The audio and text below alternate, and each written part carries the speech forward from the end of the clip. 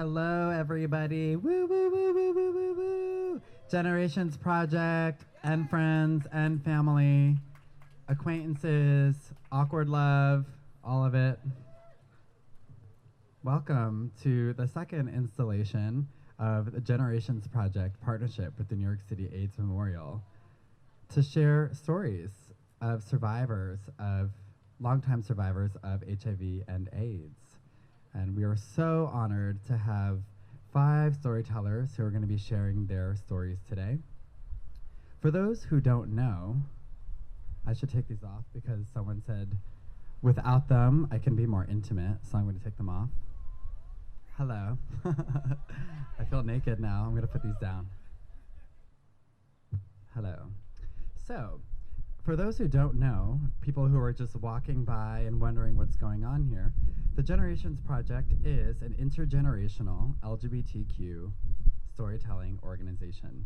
And so we do storytelling workshops and events where people from the LGBTQ community of all different ages, races, ethnicities, genders, abilities can come together and develop their stories around a particular theme. So the stories that are going to be shared today were part of a 4-week workshop series around this theme of long-term survivors of AIDS. So, I'm actually not emceeing this event. I'm just opening the event because I emceed the previous event. And it is with so much joy and so much pleasure and so much honor that I get to introduce the MC of this show, who is Kayanda Cruz. So let's get a round of applause for Kayanda. Oh my God, Summer, you're so tall. Okay. Hey, everyone. Oh my God, I'm so nervous. Okay. Woo. I haven't spoken in front of a crowd in a very long time. I'm still in that like quarantine, antisocial bubble, so excuse me. Thank you. So thank you again, Summer. My name's Kayanda. Happy Pride, everyone. It's the last day of Pride Month. Tonight we have 5 amazing storytellers that I got to know last month in one of our storytelling workshops. I started, I don't know how many years ago with the Generations Project, taking a workshop very similar to the one that I got to help facilitate with Can and Summer and Wes. Okay, so without further ado and less of me talking, I'm going to introduce our first storyteller. So our first storyteller of the night is a friend of the Generations Project and the executive director of Impact NYC. He's once, twice, 3 times a shady, Michael Hager. Thank you. Hi, everybody. So I'm going to tell a story about being able to talk about my story. And I'd like to start just by saying that I really believe that the most important thing in life is people, and the essence of a person is their story. And you know, our stories are so important and valuable, not only to us, but to other people as well, right? Like, you never know when your story might help to lift someone else up, or might even save someone else's life. I know that when I was diagnosed with HIV back in 2002, I took a lot of comfort in other people's stories. It helped me feel like I'm okay, and that HIV doesn't define me as a person in any single way. And you know, it can be hard to get up and tell your story and to share that essence with you, other people, that vulnerable side. But it's also a beautiful thing too. And it can also be scary, right? Because we all have examples of when, you know, someone's story has been used against them or backfired in some way. And my story is a little bit about that today too. So I started working in the HIV field not long after I was diagnosed, you know, back in 2003. And so that's almost 20 years. And, you know, altogether I'm gonna, you know, just kind of bear my receipts. So working in the community and being a community member, both, has always been really important to me, especially in the beginning, because I felt so lost as a human being. And, you know, like, being part of the system helped me feel like I can understand the system. And, you know, being part of the community and being exposed to people's stories made me really feel like, I'm a part of something bigger than myself, and stories of compassion, love, and resilience like help to drive me forward in my career.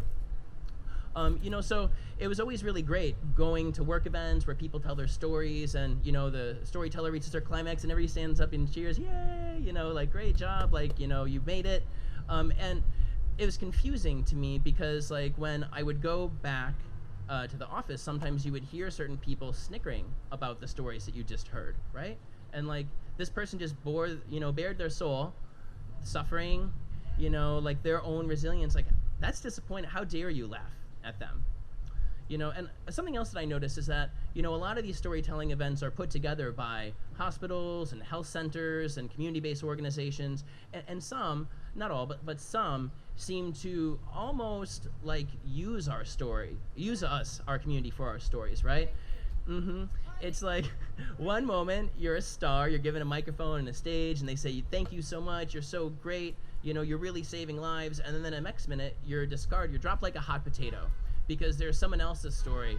And it just feels ultimately like we're true tokens of the system, right? Like the most precious part of us has been extracted and then we're discarded. So for those that know me, like obviously this kind of thing doesn't really deter me, and my heart is always with my community, and so I know that my story is part of the community story, and the community is part of my story too. And so I knew that I had to tell it. And I always made a point of like telling my story and sharing my truth with people through my career. And at some point, no matter what position I had, no matter where my job was, at some point my boss would say, you need to come into my office, I need to have a chat with you. And they would say something like, Michael, you disclose your HIV status so much, aren't you afraid that's going to cheapen you? Or how about this one? Michael, you disclose your HIV status an awful lot, and perceptions are everything, and you could be hurting your work. You could be hurting our work, So, yeah, I mean, they say that you're free to do what you want, but like then, right? So here's another one from my favorites from the last place that I worked, and he said to me, Michael, you must stop disclosing your HIV status because it is terribly distracting and you make your colleagues terribly uncomfortable. Really? Really? First of all, who are you? And second of all, when I'm talking with my community, I can feel them resonating with me and my story because we are part of the same freaking community. So you can sit down. Take a seat. Thank you. Thank you. So always pushing through the sense that I have to keep my head down. I have to, work really hard, but don't be all in. Don't let people know, that you're a part of the community because it could say something about you or about us. And I pushed through that. And you know what's really funny? I reaped my reward. My story was stolen and work was stolen and it's labeled as a property of somebody else. And it's hilarious because it's that same person, who told me that I make my colleagues feel uncomfortable, that telling me not to disclose, then I disclose, and I build something great, and he snatches that away from me like I'm nobody, right? And so how do I know this? Well, you're really excited about a campaign that's touching the lives of half of all people living with HIV in the United States, right? And when you're told one day, stop working on that, it's like, what? What do you mean? And they're I was told, don't pay attention, to your feelings. Just do what you're told and work on something else. And so obviously I didn't do that. And it took a full year to be able to show, to prove what I did. And yeah, I mean, it was delicious, but at the same time, super toxic. I don't know if you've ever kept it real. It's very messy, right? It's necessary sometimes, but it's messy. And so it took me a whole other year to be able to get out from that place and that toxic place and to, start what I do now. And so I'm proud to say, that if you want something done right, you have to do it yourself. That's right. And I said, fuck you assholes. I'm fucking over your bullshit. And I started my own consulting firm, and I worked to formalize Impact NYC with my community partners into a 501c3 organization. And you know what? It's freeing. I don't have to think about what someone else says I need to think about or feel like. I get to just be me, authentically me. And it's powerful because I get to pursue my ideas that I work with the community around, and the community comes up with that we all think will raise us to the next level together. And screw other people and what they think. You're not part of us anyway. So I just want to say that, you know, again, the most important thing in life is people, and the essence of a person is their story. And I am so proud to be on this stage with powerful storytellers tonight who are part of this community and make this community beautiful, resilient, and remarkable. Thank you.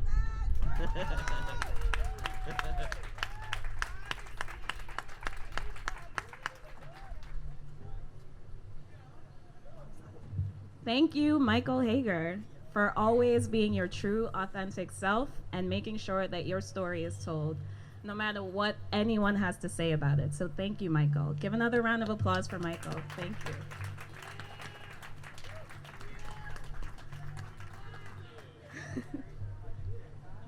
So, I don't know about y'all, but music saves my life every day. Girl, yes. How many times have you formed bonds through someone liking a song that you think no one else has ever heard, and you have found a lifelong friend through music? Our next storyteller is an amateur musician and one of the founding members of the Lesbian and Gay Big Apple Corp. Please welcome Marsha Stone.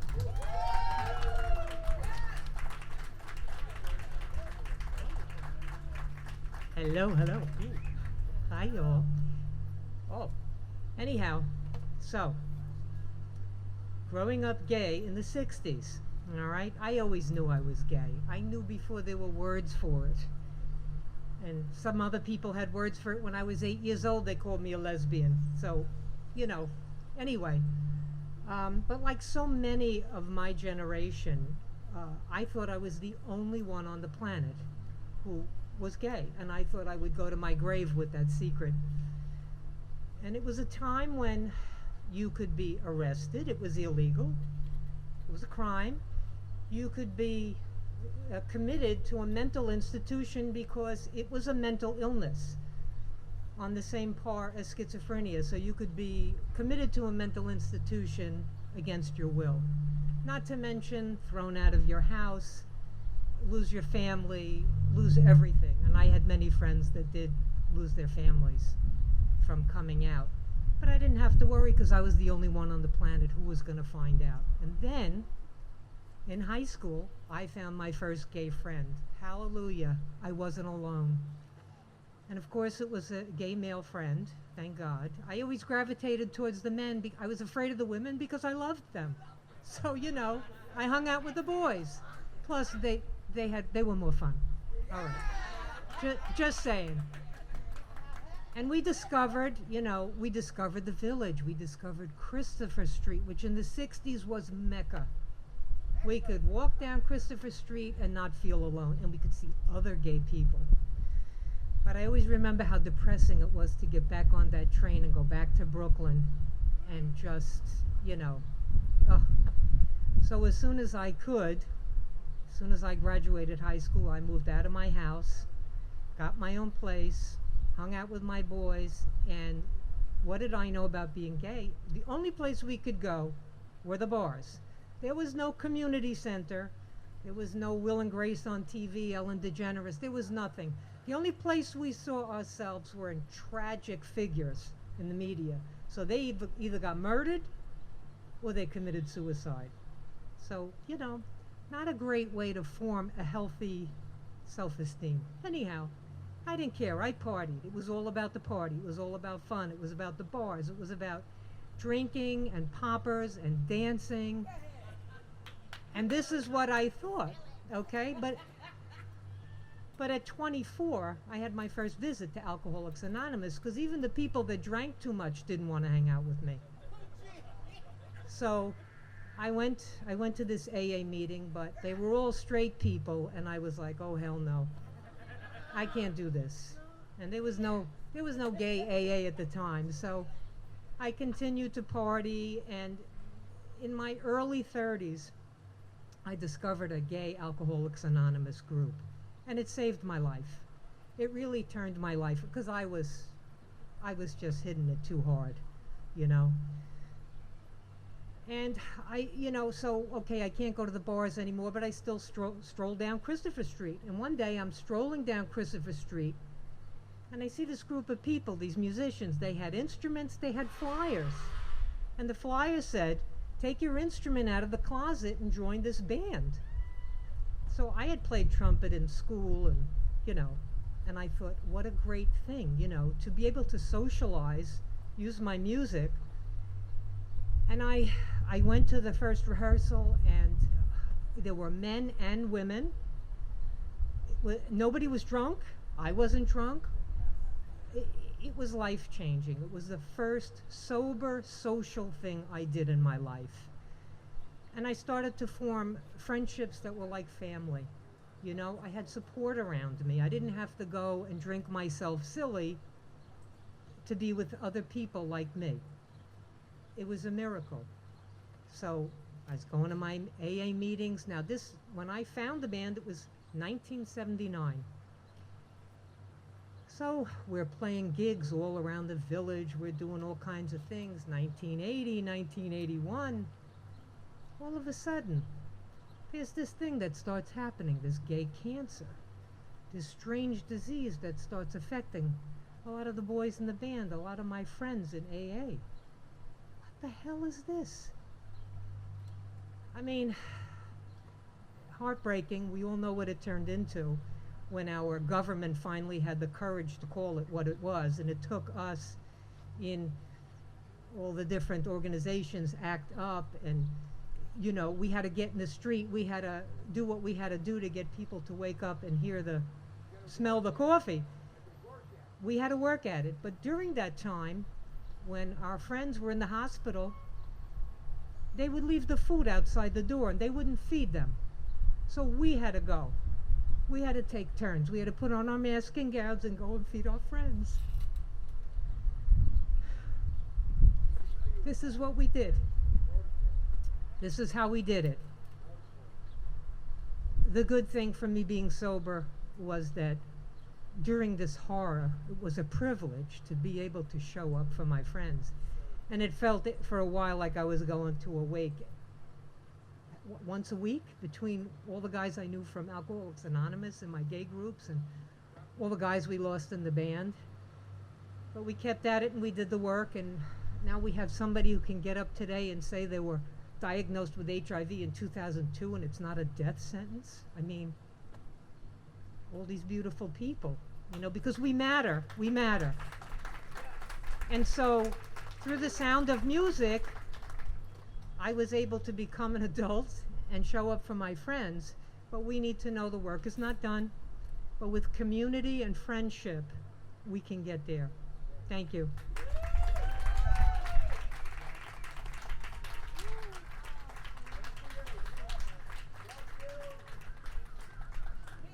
All right, our next storyteller has called New York home since 1982, marched in the Queer Liberation March, was a practicing homosexual behind closed doors, and was Mr. Eagle 2019. Please give a huge round of applause for Tom Camp.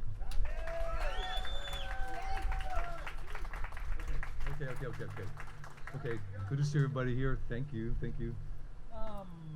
Okay, so I'm doing good now. I'm doing really, really good. I'm having a good life, but it wasn't always like this. There was a time growing up in Honolulu when I actually didn't believe I was worthy of being loved. That probably came from possibly several things. One, maybe growing up in a large family, in a single parent household where my parent was emotionally unavailable. It maybe came from being bullied by people in my family and by all the other kids growing up in the 60s in Honolulu. It took me a while, not until I was 12 years old until I actually had a best friend.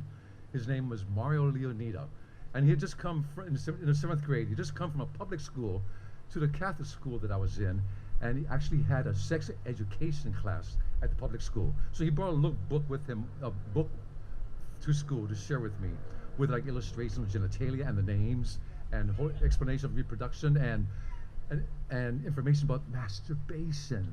I didn't know that actually if you keep on doing it, something happens. So one day we're staying outside in that school on the outdoor balcony overlooking the playground parking lot, and all the kids are out there on recess playing around.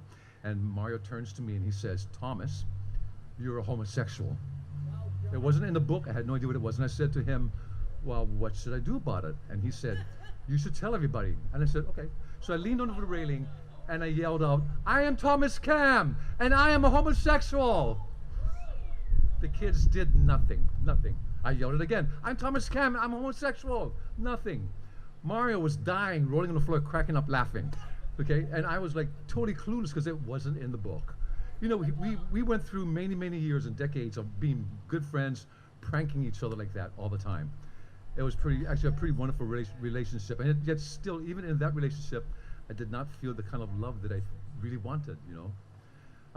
So I did, as I was growing up, try to find acceptance and being appreciated through other ways. I actually got into performing arts, got very good. Thank you very much. I got into bodybuilding. When I was 30 and on Broadway in 1985, I was the only dancer on Broadway who was lifting weights. And I would go to dance classes and auditions, and all the other dancers and choreographers would say, "Oh, it's the bodybuilder dancer guy." I'm like, over there, not getting the love that I wanted, still. So, a few years later, that was 1985, I was 30, jump forward to 1992, when I was diagnosed with HIV. I immediately fell into an emotional vacuum. My boyfriend, still best friend today, and I jumped on our bikes. We biked through the village, through these streets, to the West Side Highway, along the barely paved West Side Highway, to the very bottom where Battery Park City is now, and sat out there to watch the sunset.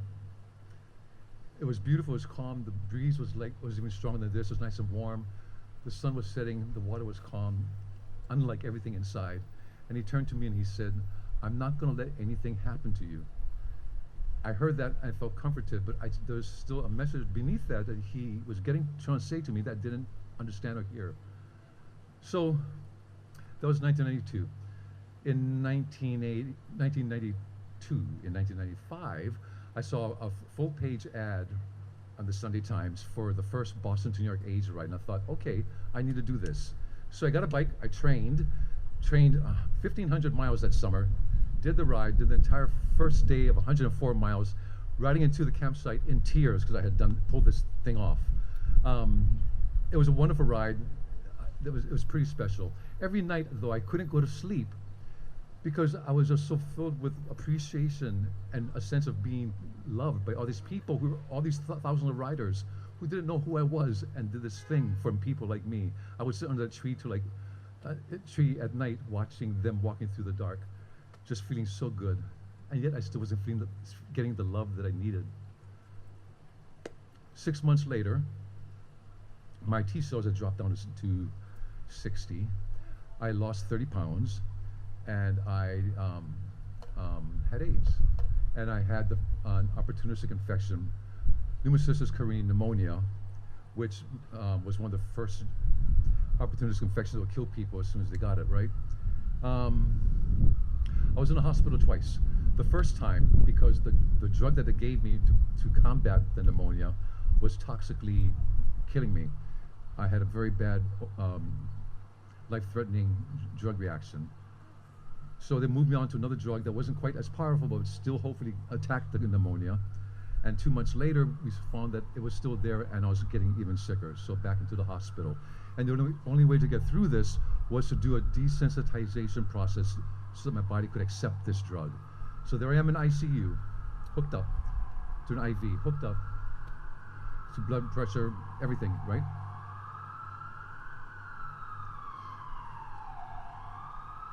This is just after my 40th birthday, just before my 41st birthday. So I'm in ICU, watching the medication dripping into my body. Drip, drip, drip, drip, drip, drip, drip, drip, drip, drip, drip, drip. 2 hours, 3 hours, 4 hours, 6 hours. At that point, my body rejected the medication. My body rejected medication. My blood pressure went sky high. I had a battlefield. My heart was racing too quickly. They had to stop and abort the process. The doctor came to me and said, we have to stop this now because your body can't handle it. We can try again in 24 hours if you want. And I said, okay, we'll do it. So they're laid in the hospital bed in ICU overnight, wrapped up in an ice mattress the entire time, waiting to have it done again.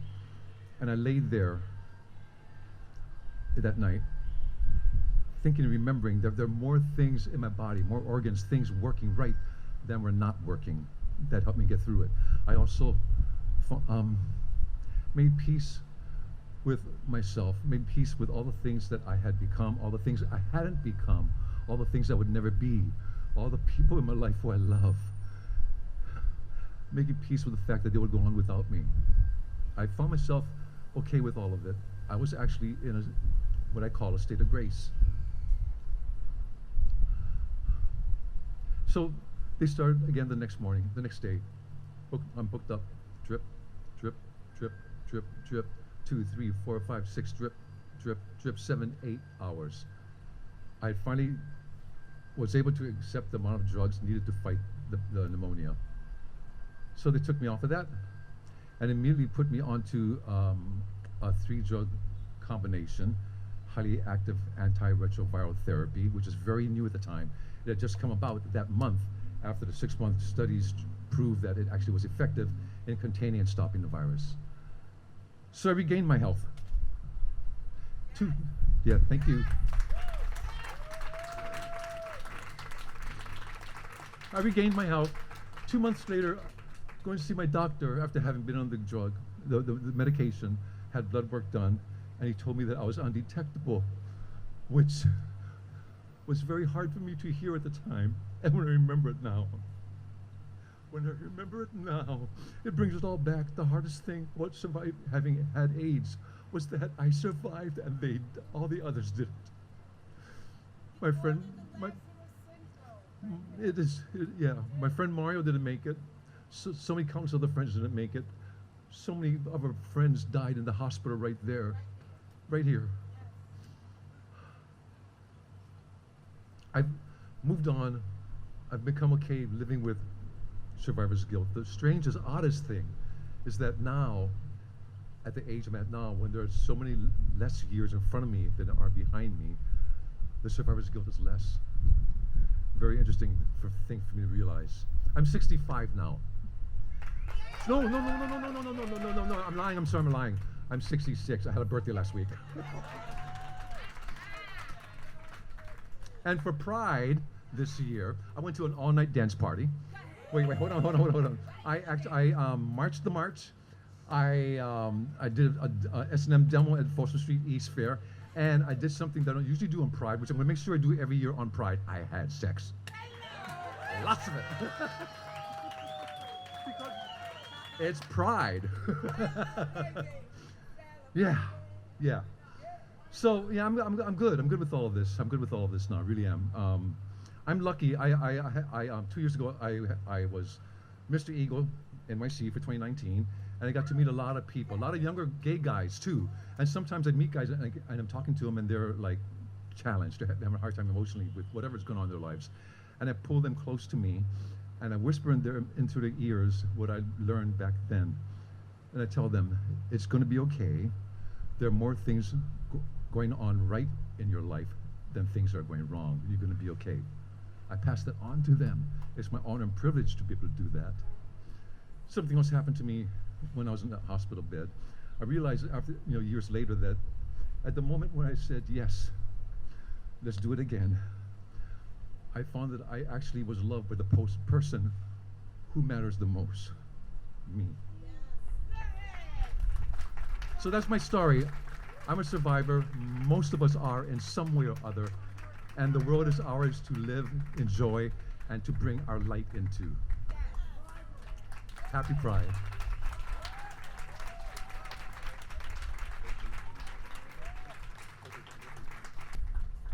Thank you so much, Tom. Thank you for sharing your story. Thank you for your strength.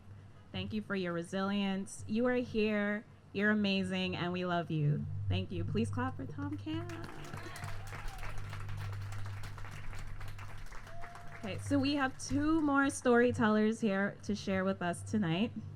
And for anyone who's just joining us, we are sharing stories of long-term survivors of HIV and AIDS.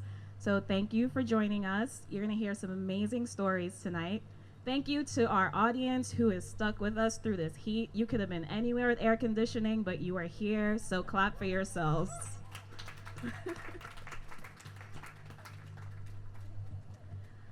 2020 was a year filled with a lot of sadness. We were isolated.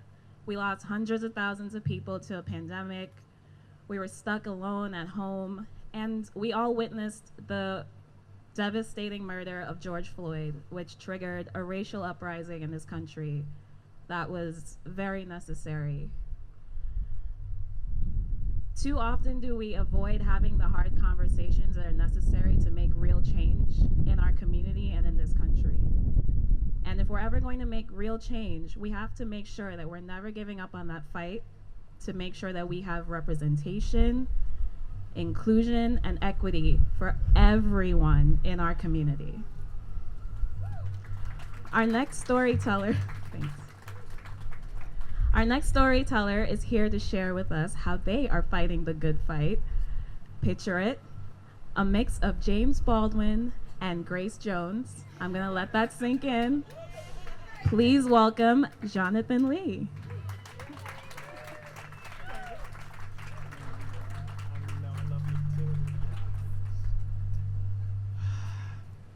Hey, y'all. Again, I said, hey, y'all. There you go. This is participatory. Anyway, so Michael Hager and I are on the board of Impact NYC, a social organization that combats stigma and isolation associated with HIV. Last year, we partnered with the Generations Project for a summer story time just like this one. Hager invited my partner Scott and I down for the weekend to hang out with him and his partner, Michael Ballesteri. You got that? All right. Yes, girl, Michael Ballesteri. Moving on. And their new housemate, well, for the sake of the story, we're going to call him Sean. Okay? All right. So, my story last year was about when I was 24, I got HIV. And my dear drag queen friend told me that I was going to be dead by the time I was 45. Well, I'm 48 now, so relax. I know, right? Drink it in. Look. Get into it. Can you tell I'm shy? Anyway, I had just finished telling the story and the event was over and everything. And we had logged off Zoom and I was basking in the glow of my own satisfaction as my partner, Scott, was refilling our daytime vodka beverages. Sean came over and joined us at the table and he grabbed my fan and he's all like, "What's this?" I was like, it's a fan. Where'd it come from? It looks stupid. Well, the fan is African. We got it at the African American Museum in Mississippi. Why would an African fan be in Mississippi? Slavery, obviously. Y'all, I've been so many white people's one black friend, and I've navigated white foolishness for as long as I can remember. The stereotypical affectations you use to show me you're down, that look of uncomfortable curiosity when my refinement contradicts the assumption of my lived experience you created in your little heads. The constant conversation about the N-word. You know the history. I don't know why you insist on using it. Let's sit. And the countless ways I've been sexualized, as if your booty is a bounty I should be so lucky to be offered. But you won't say boo to a bitch in the daylight? Please. I've navigated that foolish, throwing magnificent shade to hide the pain, acting like each look didn't burn, each challenge didn't exhaust me. But not today, Miss Sean. Noting the tension, Hager walked over and interjected with some random trivia about the history of fans.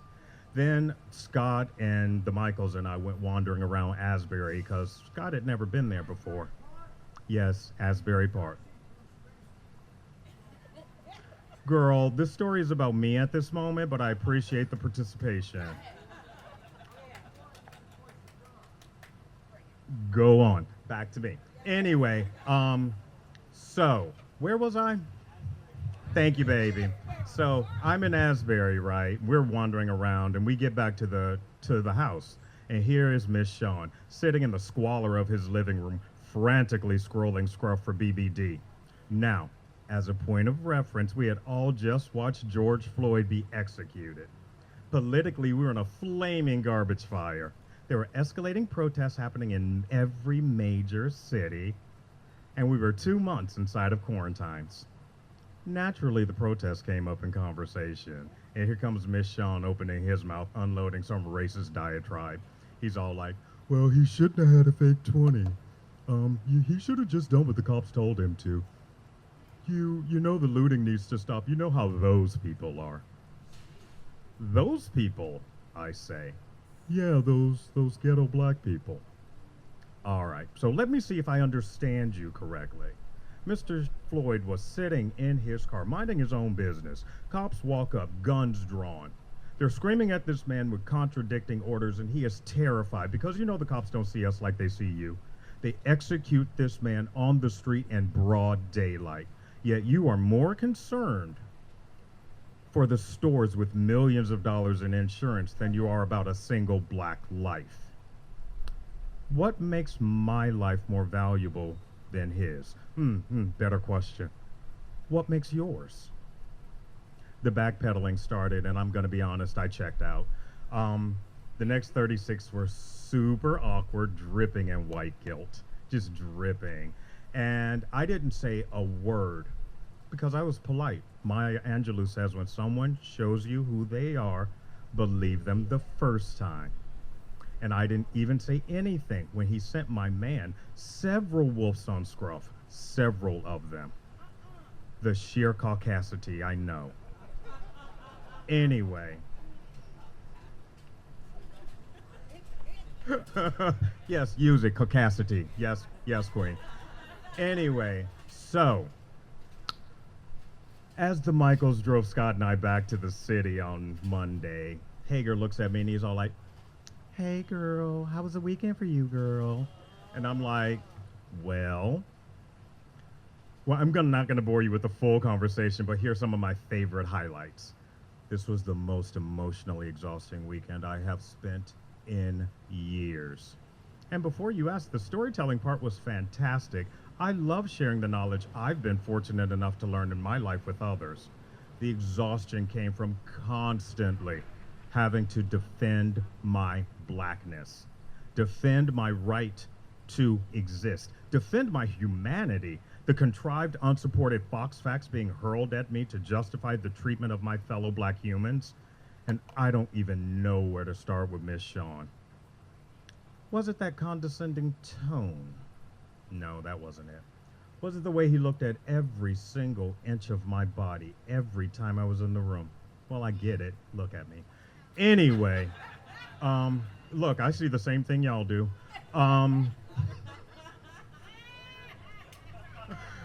It could have been, no, I know what it was. It was actually the way he attempted to gaslight me. That was until I was forced to introduce myself properly. He represents the unspoken, subtle racism the white queer community hurls at humans like me every single day. It's disgusting. It's demoralizing. It's dehumanizing, and I am done. The next day, I know, right? Drink it in. The next day, Hager calls me to, because our car ride felt a little unfinished.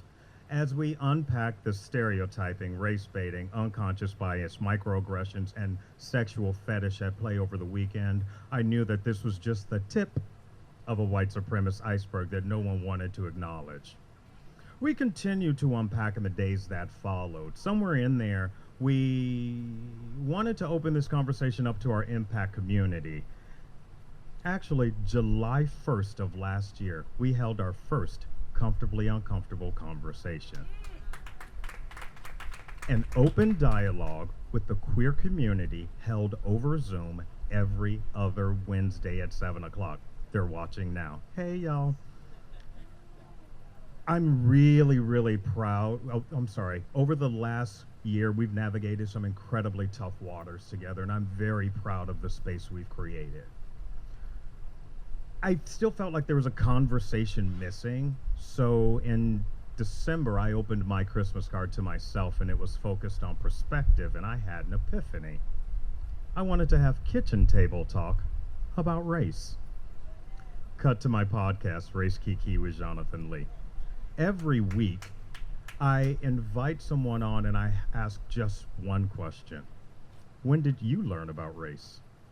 And to my surprise, the conversations have been far more intelligent, heavy, and heartfelt than I've ever had before. They're hilarious. They're filled with honest, vulnerable moments and reaffirm why we're still having this insidious battle with racism, because no one wants to talk about it. You know, we can't fix a problem we're afraid to talk about, right?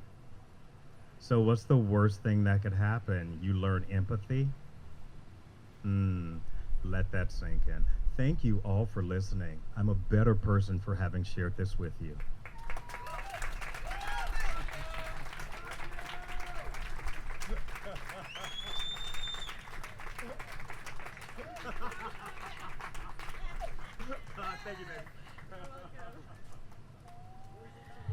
Thank you, Jonathan, for making sure we are always having those uncomfortable conversations and constantly challenging white supremacy and ignorance. It's not an easy fight, but thank you for doing it. And check out his podcast, y'all. It's amazing. It's called Race Kiki. Okay, so just like our final storyteller of the night, I know firsthand what it's like to be an immigrant in this country and trying to find community. It's difficult, and it's hard to navigate when you're trying to figure out your life in a brand new country.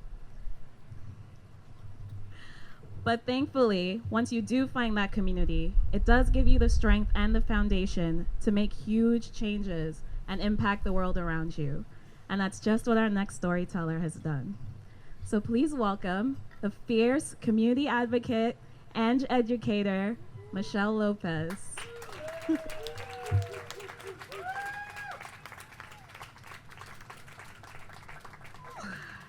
Yes.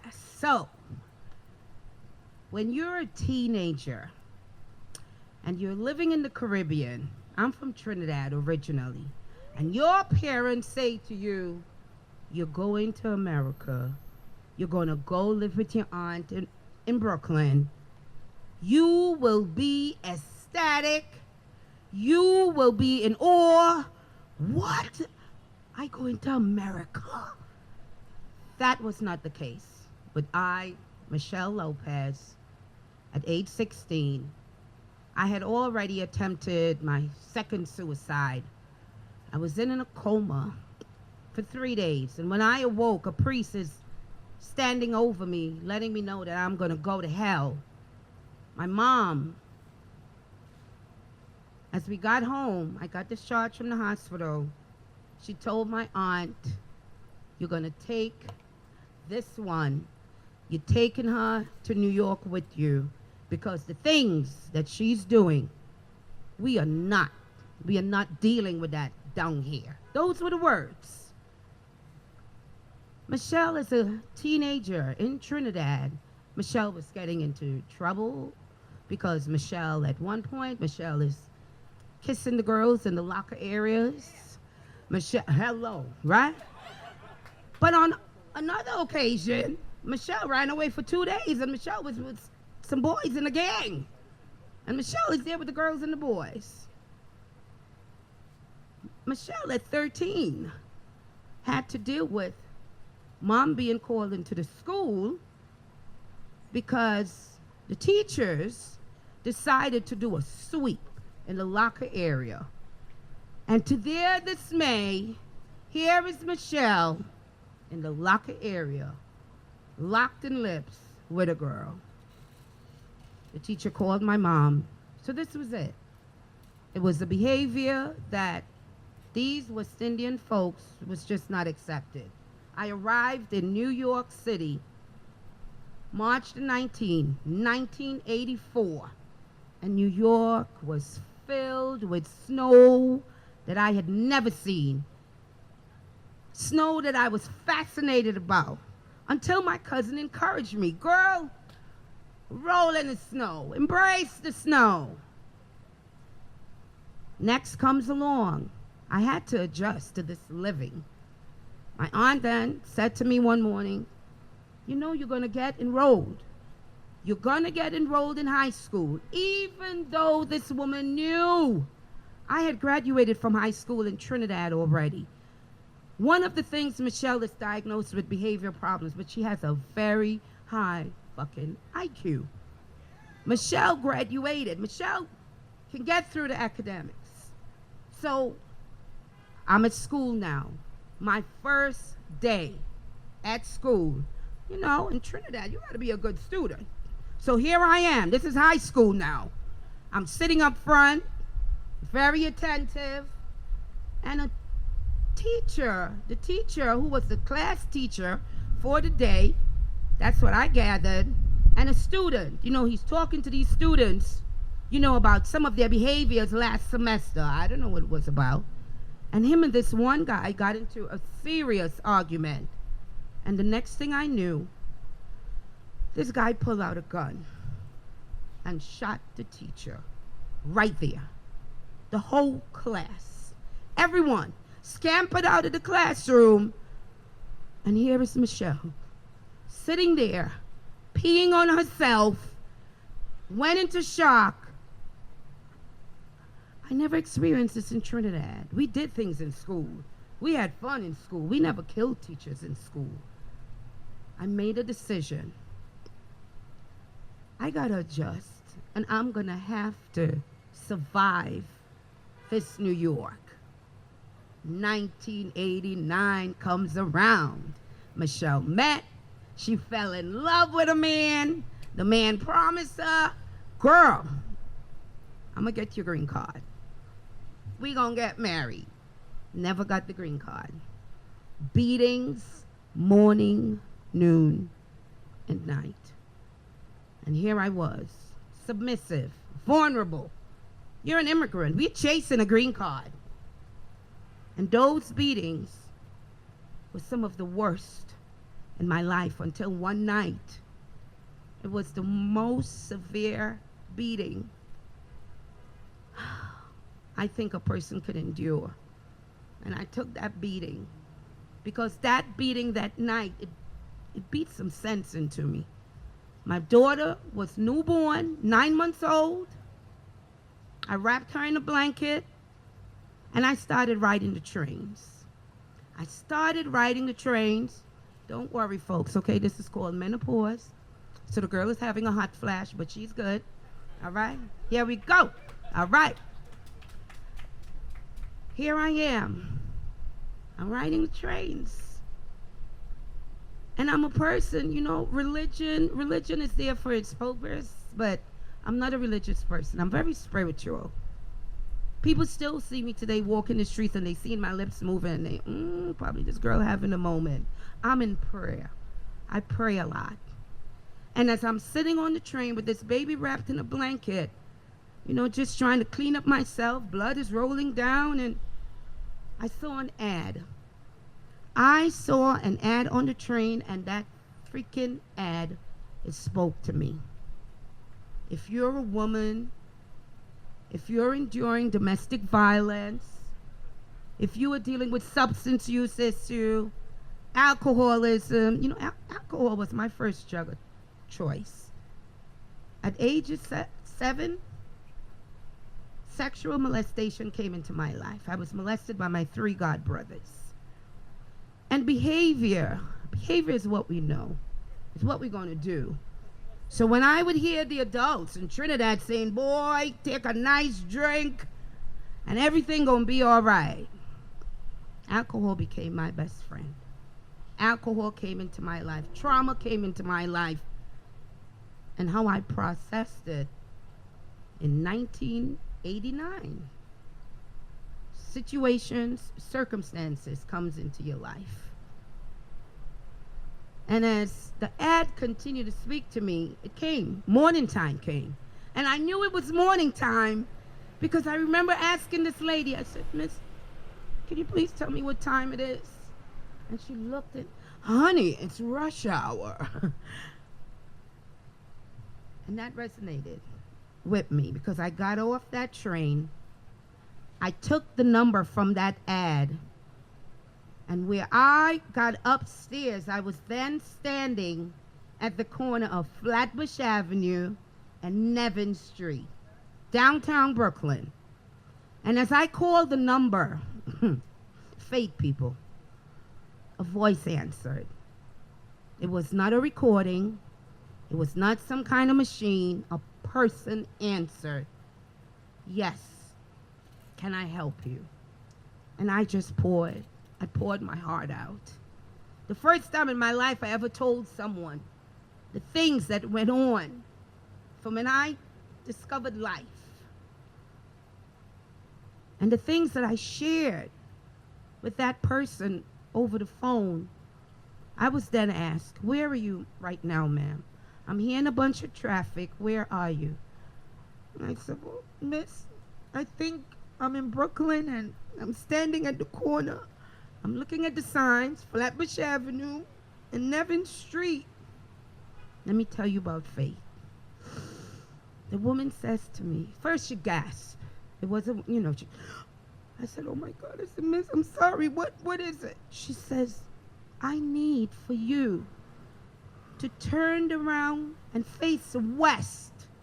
And I want you to walk into that block, 5 blocks.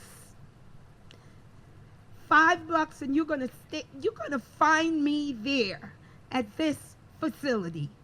I was 5 blocks away from the help that I never imagined would have come into my life. I walked to the facility with that baby. And because of the things that I shared and I told this individual, I was asked, would you like to see the doctor? You can see the doctor today. You can get a full physical. This is what this program is about. And I got to that facility and my life started. My life started at the age of 24 because that night I was placed into a shelter for battered women, myself and my baby, and I did agree to take an HIV test, and both myself and that baby was tested. I was even treated for gonorrhea. I was walking around with gonorrhea, not even aware. I had no health insurance. As an immigrant, we got health insurance when we got pregnant, but after that baby's born, no health insurance. And 2 weeks, that night, got placed in the shelter. 2 weeks later, because back in 1990, 91, we didn't have rapid tests. You didn't know about your results in a couple of minutes. 2 excruciating weeks of hell, torment, in a shelter, an immigrant, people telling you, you're not going to get no help, girl. You don't even have a green card. But here I was, immigrant, undocumented, with a baby testing HIV positive. Oh my, oh my, oh my. Fear. Fear became my best friend. I got into fear. Oh my goodness. I can't tell anyone this. I can't even tell my family this. I'm gonna get deported. I sat in a shelter waiting for social services to come take my children and for me to be deported. And people, I gotta say it, community saves lives, because my social worker took me down to the floors. This was 1992, and ACT UP was in full form. And ACT UP at that time was planning to have demonstrations down at the Food and Drug Administration because 2 major things was happening. Babies were being born in New York, diagnosed with HIV. The state were testing babies, newborn babies, with a heel stick, and that was one of my daughter. My daughter went through that. but they never disclosed to us.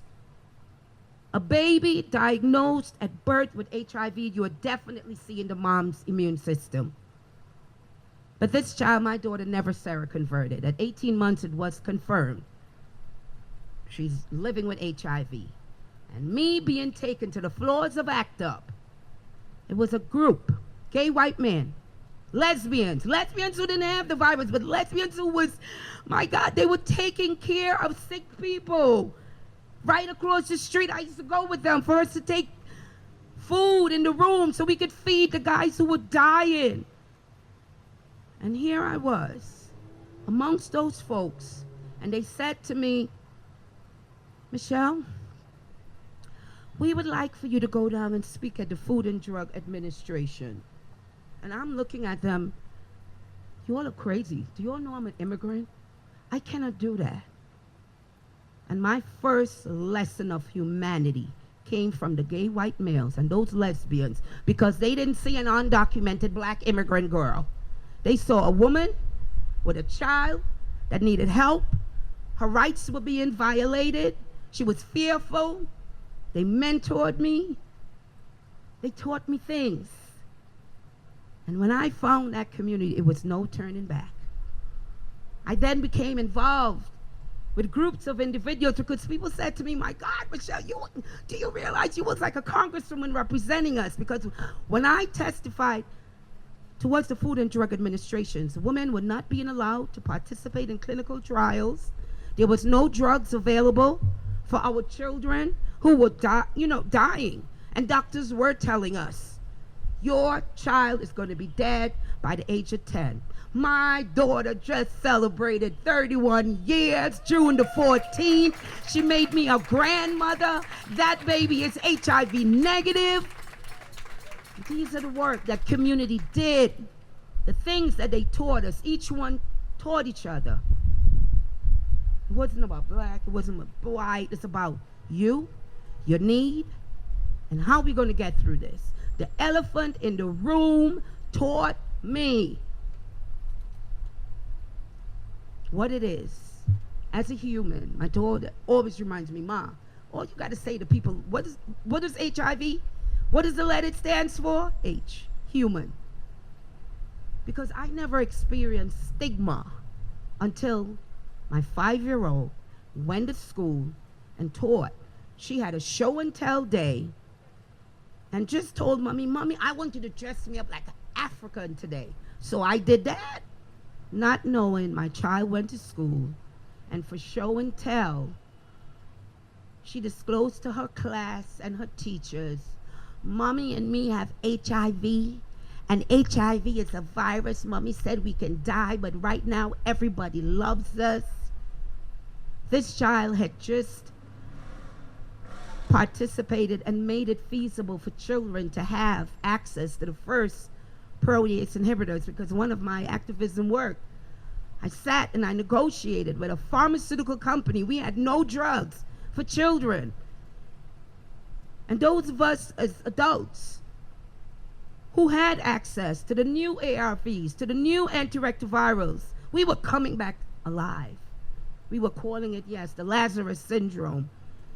But here, our babies and our children, they had no hope.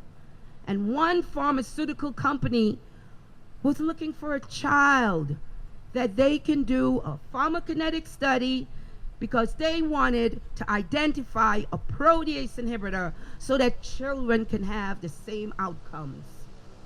And ladies and gentlemen, my daughter, that 5-year-old, I donated her.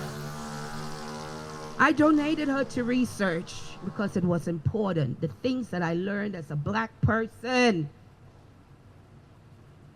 I knew about what went on, right? Back in the days and what they did I knew about that. But this was about survival. And again, my spirituality, I said it. It's myself, God, the God that I serve, Father, Mother, God, is going in there. What did she have to lose? She was in the hospital already over 100 times. And we did that PK study. And that drug got a dosage. And children got the first drug. called protease inhibitor because of this little black baby. Because of a mother who took a stand, because of a mother who had community, because of a mother who learned. It's your right. You're a human. My God. I am now proud. I proudly do my work.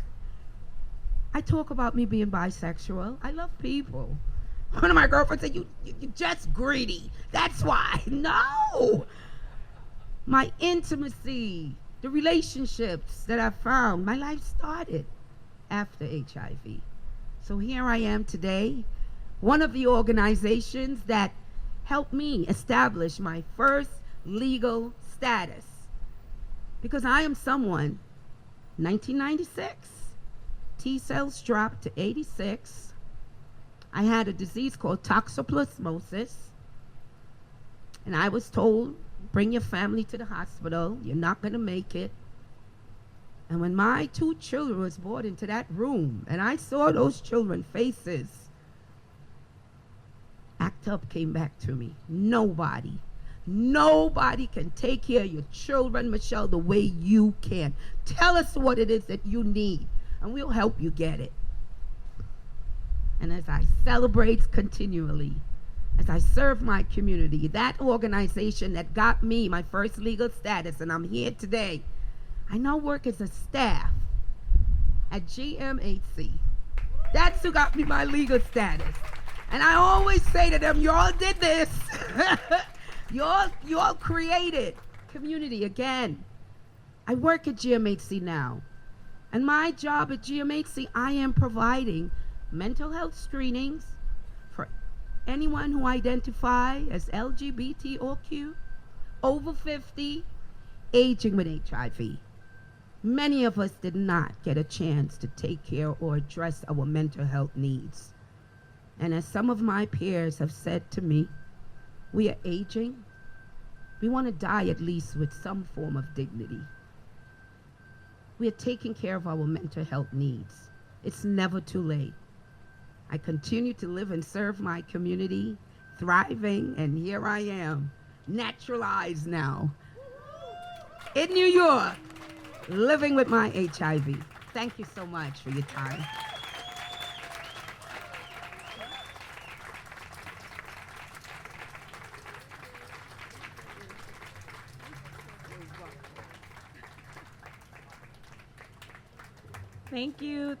Thank you so much, Michelle, for your honesty, your bravery, for highlighting the stories of women and children who are diagnosed with HIV. These are stories that we don't get to hear very often.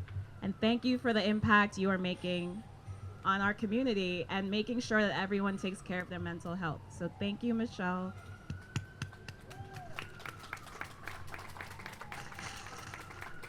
And also, thank you to all of our storytellers here tonight and the storytellers from our July 5th show who are here to support. Not this ambulance. It takes a lot of courage to come up here and share these stories with people. I'm gonna wait. It's not easy to come up here and share these stories about yourself in front of a crowd. It takes a lot of bravery. It takes a lot of heart. So I thank you for your honesty. I thank you for your courage. I thank you for your bravery. I thank you for your rawness. I thank you for sharing these parts of yourself with us. You're all truly magic. So thank you again.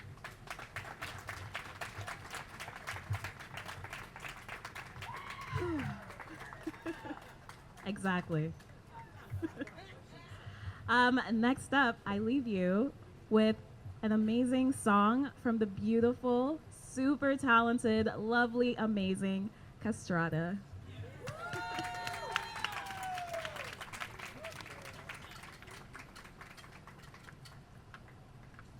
What's up, y'all? So my name is, or my drag name is Castrata, but my human name is Daniel. This is my second time coming to this event. I was very fortunate to be invited by Can and Wes for the original event that was in early June. And I got to sing Over the Rainbow. And this time I'm singing a different song. And I'm using this song to honor my grandmother who passed away from AIDS. I know I kind of told the story last time, but I didn't really get to know my grandmother as well as I would have loved to. But I was always told that she was a singer and she wanted to be a singer. And so I'm living my life in honor of her and for the dreams that she had. So without further ado, this is Angel.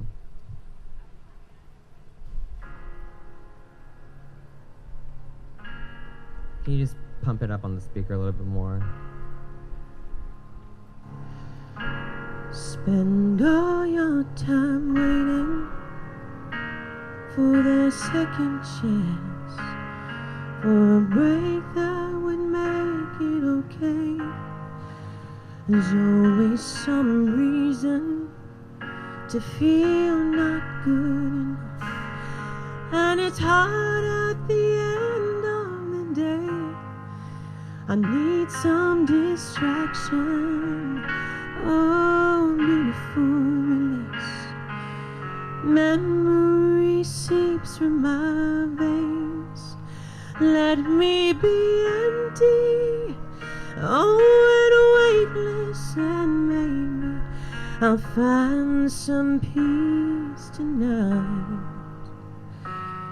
in the arms of the angels, far away from here, from this dark, cold hotel and the endlessness that you feel.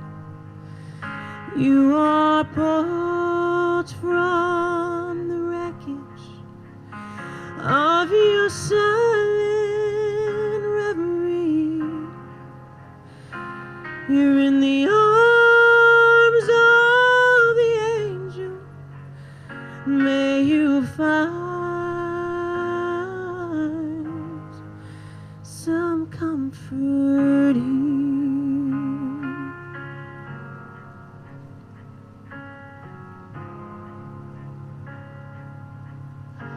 So tired of the straight line, and everywhere you turn, there's vultures and thieves at your back. Storm keeps on twisting, keep on building the lies that you make up for all that you lack. It don't make no difference escaping one last time.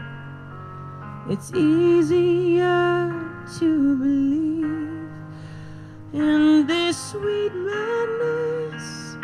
Oh, it's glorious sadness that brings me to my knees in the arms of the angel, far away from here, from this dark, cold hotel and the endlessness that you fear. You are pulled from the wreckage of your silent reverie. You're in the arms of the angel. May you find some comfort here. You're in the arms of the angel. May you find some comfort here.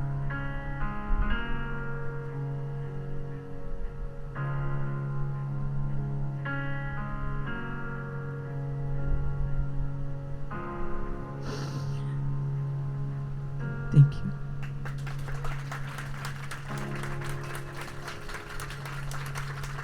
Thank you very much.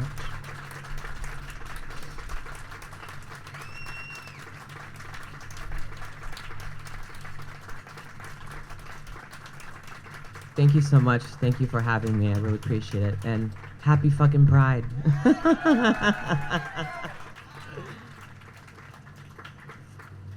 And that is our show this final day of Pride Month. Thank you again to our 5 legendary storytellers. Love you all so much, and happy Pride.